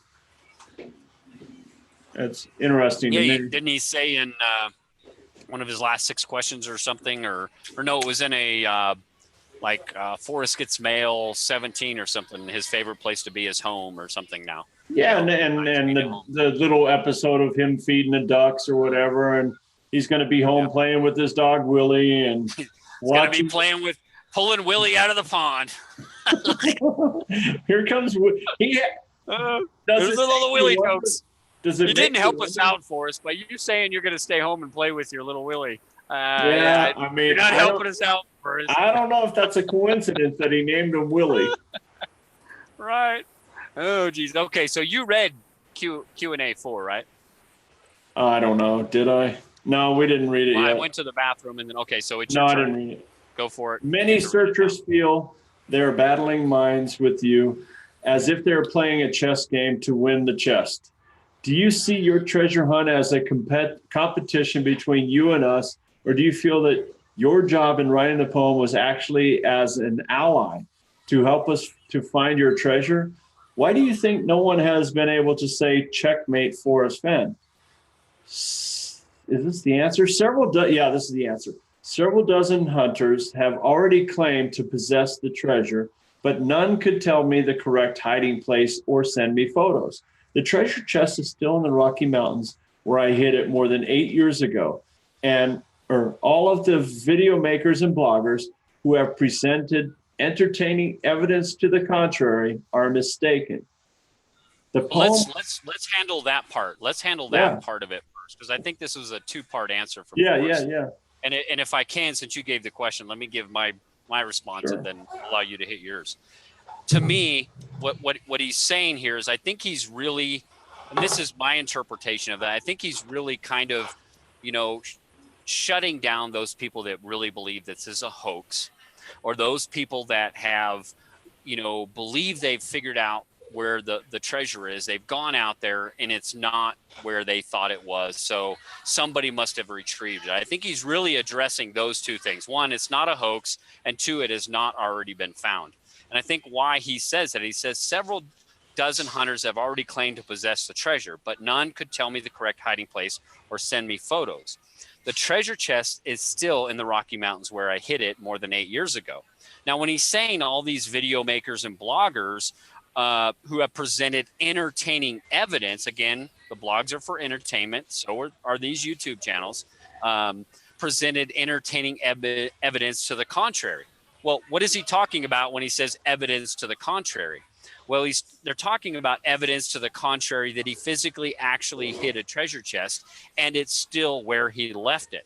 They're going out there and they're putting, videos out there saying, hey, I went to where it is. I found this hole. It's not here. Somebody found the treasure chest. And I think he's saying, look, guys, it's entertaining and fun to listen to the video and everything you put out there, but you're mistaken. That's not where I put it, anything else. And to those who are out there calling it a hoax and saying, he never put this out there, it's everything else, and they're blogging about it or they're putting videos out about it and saying Forrest Fenn is a trickster and a hoaxster, he's saying, look, they're mistaken, guys. And again, like Minotaur is saying, if this is his last chance to ever put out information in this 6 questions, he's wanting to really hit that point home. They're all mistaken, guys. It is out there. It hasn't been found. These people are just mistaken. It's entertaining. It's fun to watch and listen to, and they've got interesting ideas, but they're mistaken, guys. It's still out there where I left it. So, Sean, does this so those guys that had a picture of a square-looking box in the grass, it said the treasure's not there anymore. Does this include them? Like I was worried at first when he's talking about the video makers and bloggers. Who is he talking about? Is he possibly talking about me or IG? No, IG's he's not talking about you, and he's not talking about IG because you are not saying it's not at Mini Lake. I've searched everywhere there. It's absolutely not there. He's not talking about IG, who's made 111 trips out to his site and still hasn't found it, because IG is not sitting there going, oh, it's all a hoax because I've scoured every square inch of that area and it's not there. IG's not saying somebody took it. You're not saying somebody took it. You've published your solve. You've said this is where I think it is, but you're not saying I've scoured every single inch of that area and it's not there. Forrest Fenn is a hoaxer and a liar. You're not claiming that. You're just saying this is what I think. I think it's here. I just haven't found it. Or if you find it there, hey, throw me a coin and give me a hat tip. Oh, hell yeah. But it seems like all the people that are saying, okay, it's anywhere near San Lazaro, or it's in Forrest Fenn's vault, it's in his yard. Any of these places where they're saying the treasure is here, or the treasure was here and has been taken away, or anyone saying falsely that they have the chest in their possession, that those are all hoaxes because they haven't identified the correct place. Well, I mean, let's take this. Okay. Again, I've talked about this a lot of time, guys. There's so much noise out there. There's too much information, but a lot of times that information can be used as checks and balances. But there's people that don't listen to those checks and balances. Forrest Fenn has told us it's above 5,000 feet. It's below 10,200. It's more than 66,000 links north of Santa Fe, which equates to 8.25 miles north of Santa Fe. He said things like that, but people are ignoring those checks and balances, and they're looking, south of Santa Fe. And don't give me this crap that you keep going north and all of a sudden you end up south of Santa Fe. Okay. Find it in San Lazaro and you can prove us all wrong. But I think that you're still wrong in looking in those places. If you're looking in his home, I'm sorry, guys, that's not 66,000 links or more than 66,000 links north of Santa Fe. He's given these checks and balances to make sure if it's in it. If you're ignoring that, I'm not saying you're within the 7%ers, but you're ignoring those checks and balances that he's given you, that box, that confined area that you should be within, but like you or an Illinois ghost and those, that are out there searching, you're not sitting there and turning around and saying, it's a hoax because it's not where it was supposed to be, or the treasure's been found because it's not where I believe it is supposed to be. Again, we keep force fitting our ideas, into where this treasure should be, and ignoring the poem, or the checks and balances, the ballasts, so to speak. So I think that this whole Q&A is really trying to address that moving forward. If it's going to be 1,000 years from now, and this is the last Q&A we get from him, Forrest Fenn is trying to address that. But at the same time, he's trying to cull the field in a way. He's like, God, if you're not going to listen to me, then, Yeah, but aren't you asking what everybody's asking, including Minotaur, including me? Is this really the top 4 or 5 ideas that he needs to get across for his last 6 questions? Possibly one of his last interaction with the search community. Maybe one of there will never be another scrapbook. Maybe there won't be any other content coming from Forrest Fenn. We're not really sure if that's what he means. Is this the top issue? Even I can't. No, it's not that. It's not so much the top issue. He's giving us. He's already given us in the other. How many other? If you 42, 38 or 36 Q&As that we've gotten from him. From Jenny in the past, 6 years prior to this. If you add all those things up together and you look at all 42 Q&As and the 197 scrapbooks, the 9 clues in the poem, the book, the 3 books we've got, we have way too much information, really, in my opinion. But we have all the information we need. Is it enough? Is it enough information? I mean, yes. Is the correct solve out there, or I mean, we're not talking correct. Pieces of it, maybe. Yeah, pieces of it. What pieces of it are there out there? I mean, I mean, you and I were talking about warm water salt. Is it a single person obscure warm waters halt, or is it a warm waters halt that multiple, if not many people have clamped onto, I tend to think that there are more than several, like he says, which is close to many, more than several, possibly many people have the correct warm waters halt, Well, people have mentioned it, but they didn't know that they had it. They didn't know, and that's the difference. But I really think that this whole first part of it, his Q&A, is really addressing, those that believe it's a hoax and those believe that it's not where he left it because somebody else already found it. I think that's addressing that. If that's his last statement to tell everybody the current status of the chase prior to the search season of 2019, it's still out there where I left it, and I know for a fact that it's still there. Yeah, he's made that very clear. And it is for real. It is for real. Yeah, of course. Yeah. I mean, what do you expect him to come out there and give everybody the finger that because they're calling it a hoax? Yeah, no, that's pretty polite. Insulting. Yeah, he's too polite. He's just, he's doing it in the best way that he can. That's more than that's insinuating that his honor is not intact. There's certain lows that Forrest is willing to stoop to, but it's not lying about the treasure chest. He's not taking it. The fact of the matter is he's not taking it personally. He's a man of almost 90 years old, a lot of experience. He understands why people might think it's a hoax. I mean, I've got, my wife's grandfather, who's a Methodist minister, believes that this whole thing is a hoax. He knows, it's just a hoax. He's out trying to sell books. And of course, that's a very naive assumption. Doesn't mean he's wrong because we can't prove whether it's a hoax or not. Well, it's a simple equation. Hoax, then go find another hobby. It's a simple equation. Like, do you really think Forrest Fenn wants to leave a bitter taste in our mouth over this game? No. By completely inventing a hoax.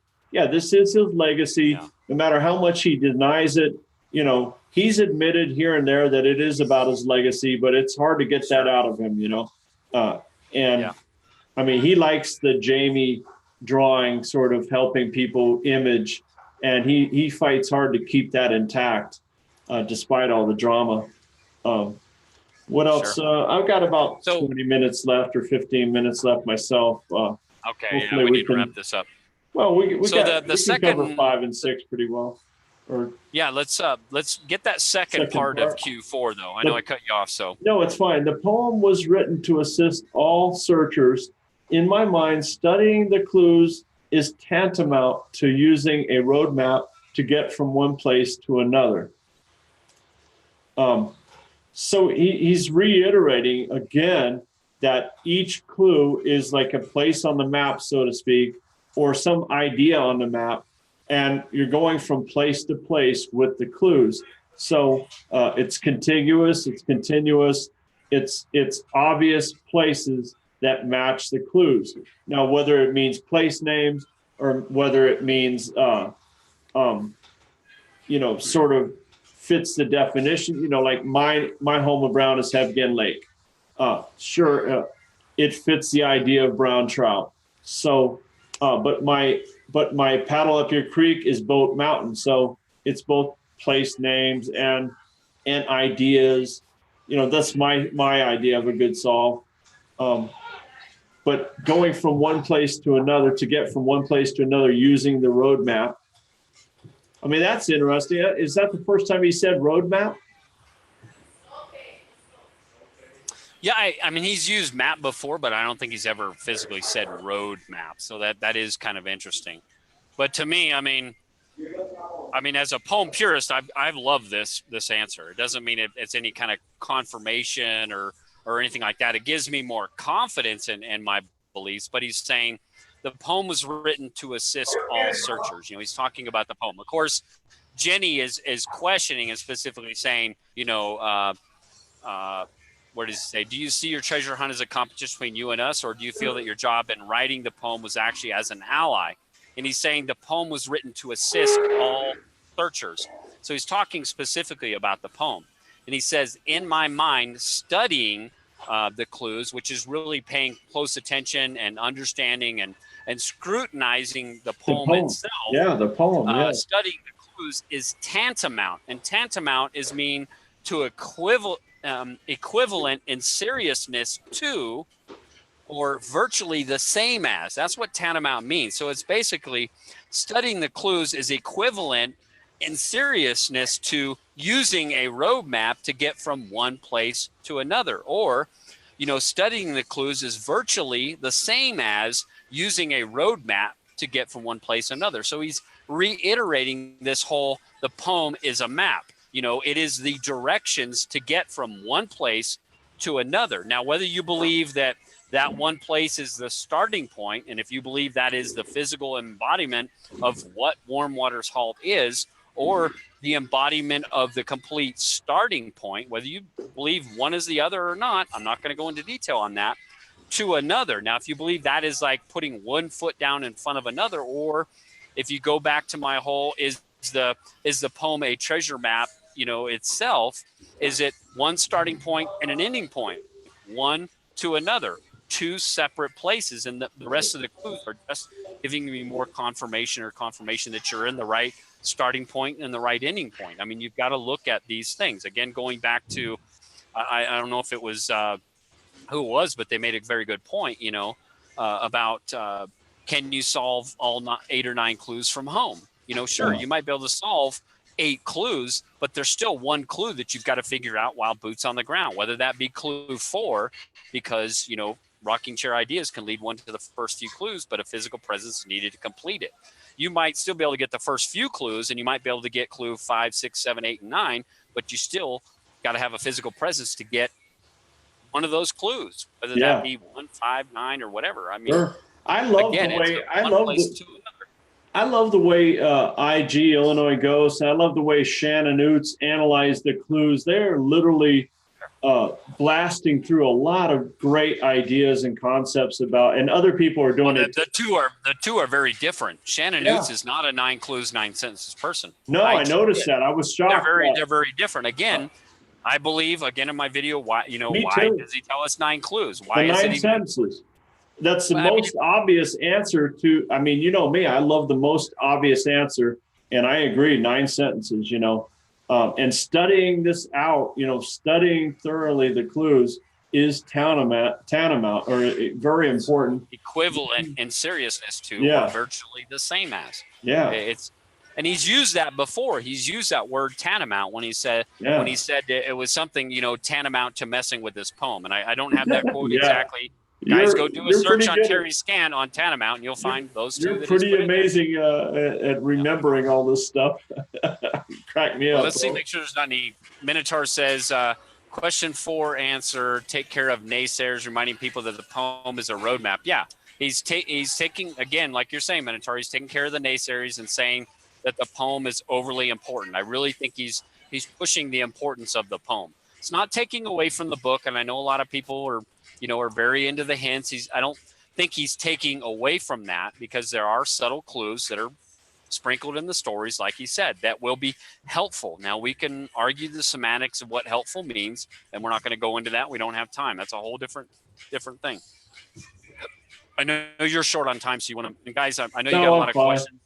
I mean, Nicole and I can go in afterwards, and we can answer these afterwards. Walking Among Lions has got me triggered on the Omegas. We don't have any time to talk about my passion. No, that could be a whole other video. We better talk about question 5, bro. But Sakard says one thing in here really quick. I thought it was funny. He says, so that means we must find a video maker that produces non-entertaining evidence. I thought that was funny, but yeah, sure, Sakard. That is funny. Jerry Stone says he is hedging the had heard a correct solve but not seen a picture. Okay, maybe. Guys, I know we're running short on time. He already said he got a photo of the correct solve area. Whether they had the solve right, that's irrelevant. The photo was within 200 feet. He said that on Lucky Love video. Yeah. Okay, I think we're all caught up here. So yeah, let's go on question 5. I think you read the last one, so I'll go ahead and read this one. Question 5. You have such a love for and fond memories of flying. Of all the flying you have done after the military, which was your favorite flight over the Rockies as a pilot, and why? And which was your least favorite? And Forrest's response was, a standout question, Jenny. My favorite flight were those when I headed alone, comma, at 2,000 feet, comma, into the teeth of the Rockies, not knowing or caring where I would land. 200 feet? Yeah, my least favorite were the two occasions when I lost my engine and was fortunate to find runways to land on. So what's your whole interpretation of this one? This is he says a standout question, Jenny. So this is interesting. Yeah, it doesn't add up. If he was flying in the Rockies, then why did he bring up the two occasions when his jet engines didn't work in Vietnam, or was he talking about two other occasions when he? I think he's talking about two other occasions. Yeah, I think he might have been talking about one in Vietnam because he did have a flame out or something on that one jet that he was flying, but the other one obviously he got shot down. I mean, that wasn't. Yeah. I shouldn't lump those together, but yeah, it would be. I mean, most small engine pilots have similar stories of losing an engine or whatever, some critical hydraulics or something. You're going to fly as much as he did in the amount of hours he's flown. Yeah, both in private planes and in jets. He's experiencing that, and those were his least favorite times. I mean, you can imagine. I mean, that's probably a pretty hair-raising experience. This might be hinting at the first stanza. When I headed alone, like as I've gone alone in there. As I've gone alone in there. This is a good example of a correct interpretation as of gone alone in there, and it does sound, at 200 feet, alone in there at 200 feet. That's an interesting combination, and then. Yeah. Teeth of the Rockies, that seems like that's going to stand out to a lot of people. Yeah, deliberate word. That's going to be huge. Teeth. Yeah. When a lot of people I see, like retrieval artists is saying in here, teeth are always located in the mouth. I think there was some people, I was having a little back and forth with Chris Yates over on, Harry's about that, where, teeth, what are in the teeth, and we were talking about cavity and those kind of things, but there's a lot of good talk going on back and forth. And I think somebody else had said in here, and they're referring to the Beartooth Mountains. I think a lot of people that love New Mexico are going to like this because they're going to think of the Philmont Scout Ranch and the Tooth of Time, right? Type stuff. I mean, those are things or geological features that are going to stand out by his mention of teeth. But this is his last. Yeah, or even the Tetons. I keep saying, or things that. I mean, those are some rugged hills, over there. But teeth, if he's saying, he said, my favorite flights were those when I headed alone and at 2,000 feet into the teeth of the Rockies. 200 feet. 200 feet. 200 feet, sorry. But he's talking about, into the teeth and into the mouth, into the entrance of the Rockies is how I'm looking at it. And if he's departing, from Santa Fe, if he's talking about from him being in 1972 and having his Piper Malibu Mirage that he had back in, obviously that was not his first aircraft. It was one of his favorite aircraft and probably the last aircraft he had before he sold, the one he sold in, I think it was 2007 or whatever, that, as he's leaving, Santa Fe and he's heading north into the Rockies, he's like, I'm going into the Rockies. I'm flying into it. I'm flying into the mouth of the Rockies, into the teeth, and he's heading north. You're heading into it, into the teeth of the Rockies. That's kind of how I interpret. Well, maybe not knowing or caring where I would land. That sounds a lot like his Moby Dickens interview when he said that was his favorite thing to do is go out there, open the hangar doors by himself, and get in his Piper Malibu Mirage. Head out, turn his radio off, and he had 600 or 800 miles to worry about gas, where he was going, Yeah, I mean, maybe this is another hint at the actual search area is in the deeper Rocky Mountain, areas, more of the true foresty areas, unpopulated areas. The real heart of the Rockies is the remote places. Cheers. Flying at 200 feet, that seems kind of reckless. That's pretty to be low. Yeah. What do you hope to see at 200 feet that you wouldn't see at 500 or 1,000 feet? Well, I mean, think about that. You say It he's is flying at 200 adventurous. feet, but think about when he was a pilot in the Air Force and what he said he used to do. He used to take that jet, and who the hell's going to pull him over in a freaking jet? You're going to get the Civil Air Patrol. Excuse me, sir, you're flying at 600 knots and you're flying at 200 feet. You got to pull up a little bit.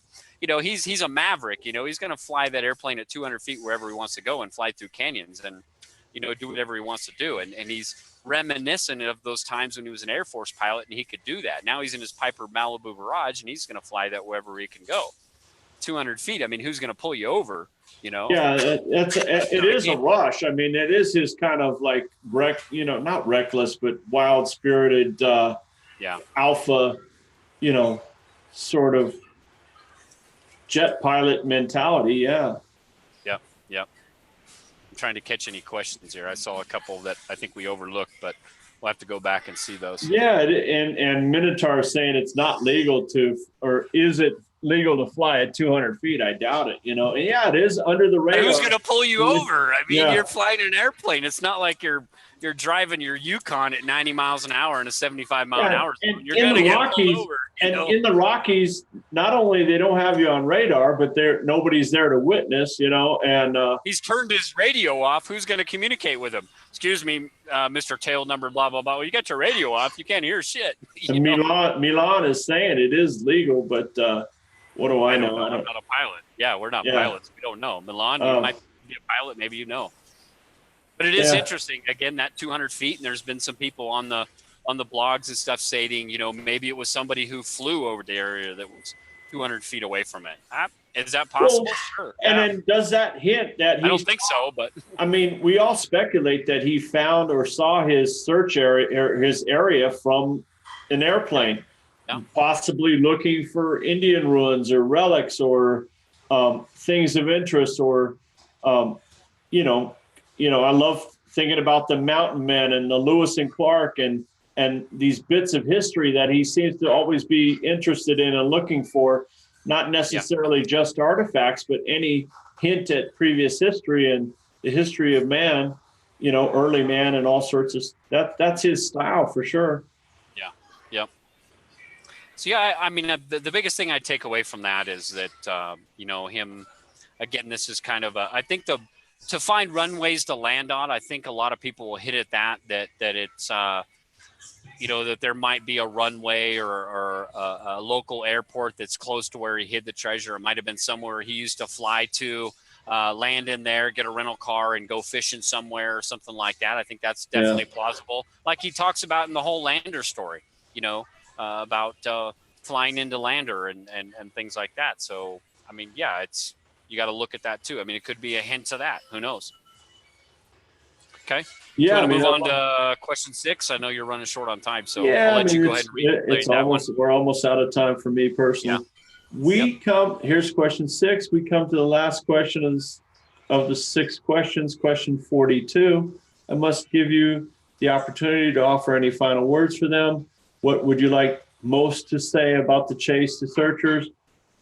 Jenny, I guess this is the answer. Jenny, since these will be my last words on 6 questions, I would like to thank you for asking me to participate. It has been an enjoyable thinking experience over the years. I want to thank those of you who make up the community of searchers. It would be nice to meet each of you personally and share a bottle of grapette, but alas, it is not to be. I have decided to drastically curtail my social activities related to the chase. The number of emails that enter my inbox each day have become more than I can handle, so it is time for me to step back from my computer.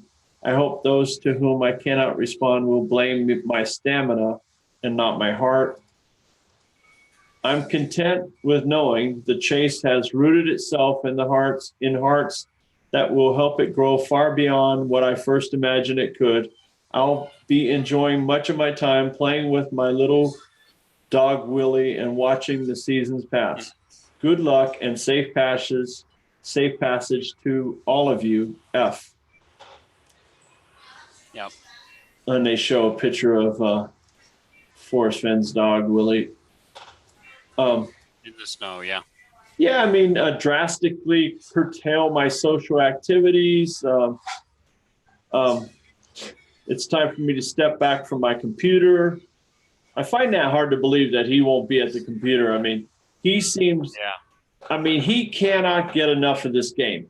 He's watching, he watches every video, he reads every blog, he's fully aware of everything happening in this game. He definitely, I'm sure it just gives him a very good excuse not to have to deal with some of the emails. You know, he's still going to scan the emails looking for keywords that's important to him or related to the correct solve or correct area. And he's still going to be answering um, the insiders that have a relationship with him already. This will give him an excuse not to even be so active with the regular people that are involved with him unless he is up to it, you know. And I'm sure he's got an obligation for sure to his family. This is a big deal, you know. Peggy, we don't know how well she's doing right now. At least I don't, and we can assume that it's not terrific, you know.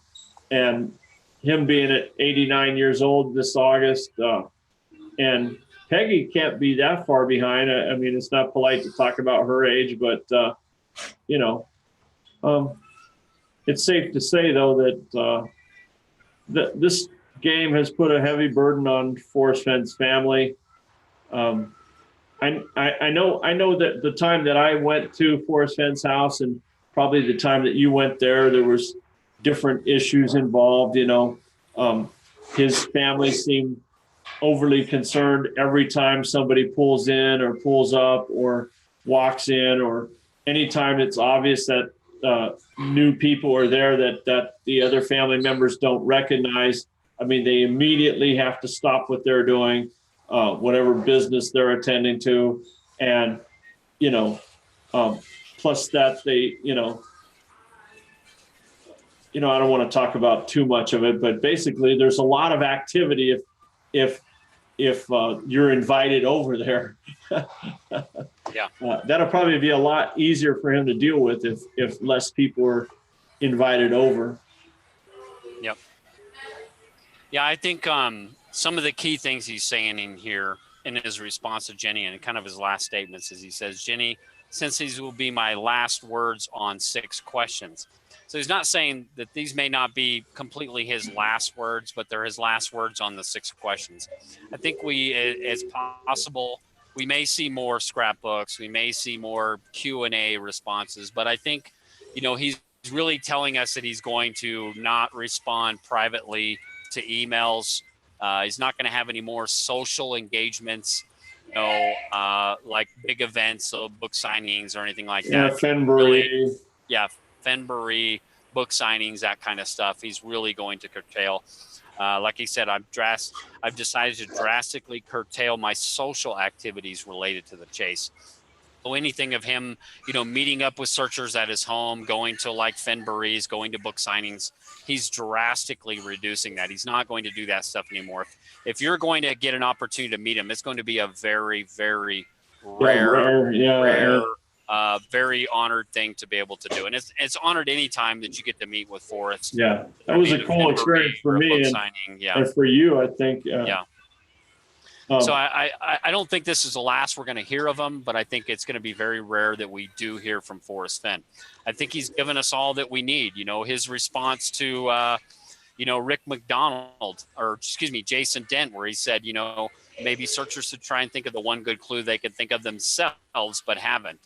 Quit trying to ask me for so much stuff. Think of the stuff you haven't thought of. His response to me when I was asking him for, some kind of topic for the roundtable. And he had told me, everybody's coming to me, with all kinds of asking for information at a time when I'm trying to simplify my life, and that was back in August. And I basically respected him and backed away and gave him space, and I think we all need to do that at a time in his life when he's really trying to simplify it and take care of things that are more important in his case. I'm sure he's enjoying the game, but there's just so many 7%ers out there gumming up the works, occupying his time. And, you know, Even the rest of us, even the rest of the 93%, you know, all the emails and stuff he gets, we just ought to respect that and give him some more time. And I would employ, you know, or call out to each of the forum members to start a thread. You know, if you're a moderator or you're a forum owner or whatever, start a thread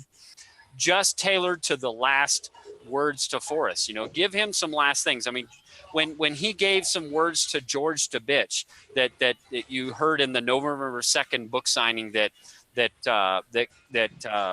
you know, Douglas Preston reread, and the prominent and the very poignant words that he said to his friend George the bitch, you know, that I think we ought to come up with our own poignant words that we would like to express for Forrest. If he's not going to read any of our further emails, you know, of words of going out there and having a good time in the forest or trying to ask for hints or whatever else you want to say, I'd ask each one of the forum members to go out there and put a thread out there of last words that you would like to say to Forrest Fenn, and come up with some things, whether it's thanks for doing this or whatever it is. You know, put your own words in there as poignant as you can as well, and put them out there. Yeah. So that would be my thing, is just, you know, if he's not going to read our emails and he's stepping away from his computer, find a way to communicate to him, kind of like, you know, Michael does, MEH, you know, with just talking directly to him in a video or something, just in your own way, how you'd like to do it. So I think he likes video content. I think he likes good emails with good photos and good interaction, and none of this demanding stuff, and none of this, you know, weirdness. Just a very simple family sort of response to Forrest Fenn, and make it interesting, like a well thought out presentation sort of thing in 40 to 60 words. You know, very short and to the point with some photos attached. He'll enjoy that, and yeah, he will. And he likes the feel good stories. I'm sure he can't pry himself too far away from the computer, but he's got good reason to say he's got to reduce this a lot, and who knows? Well, guys, we're going to wrap this up. I know we're getting close. It's almost 9 o'clock. Yeah.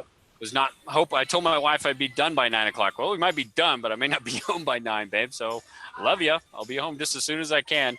Yep. But guys, we're going to wrap this up. I think it has been fun. It's kind of somber that this is the last 6 questions we'll get from Forrest. And I think, you know, Minotaur Marino made a good point that we really ought to pay very close attention to these words and stuff we got from Forrest, because if this is his last time to really communicate to us, then these are very important things that he's putting out to us. And whether you think that, oh, they're nothing but fluff, I think that there's some really good stuff in here. If you just where's the bombshell? Maybe there is a bombshell in here. Maybe this is his last effort to communicate to us what we're missing and what we're not figuring out. And maybe the bombshell is tucked away in here somewhere. And maybe we're not the intended recipient of that bombshell. Again, a message or a letter always arrives at its destination because it's destination wherever it arrives. The problem is that we may all think that we are the intended recipient of that message, and we may not be. There's only one person out there that may be the intended recipient of this message, and it may not be us. So respect that and think about that when you're going through this. But it's been a good night, guys. I know we didn't get to all of your questions. You know, DeCall and I will go back through here and try and answer in our own ways, you know, some of the questions we didn't get to. So it's a long show. Sorry we didn't get to everybody's questions, but we hope you enjoyed the show and got some initial interpretations. As we go further through this, you know, we'll learn more and we'll pick out things that, you know, we may understand better as we go. So that's all I got. DeCall, any last words from you, brother? Nope. FennTreasure.com or Facebook /DeCall. Email me, write me, call me, whatever. Love to hear from you. Want to give a special shout out to Jenny Kile and her husband Malin for all the effort they put in over the years on this, you know, 6 questions. So just want to thank you guys for putting this stuff out for us and taking the time to communicate back and forth with Forrest. Great job there. And, you know, we look forward to keeping track of all the comments and everything on your blog as far as these 6 questions. But great job. And we continue to look forward to everything coming out from Mysterious Writings and Jenny. So great job. And we will catch you all on the flip side. Have a great night, guys. Thanks for joining us. We'll see you. Now I got to figure out how to stop this damn thing again. While I've done Zoom. Okay, good night, guys. We'll see you.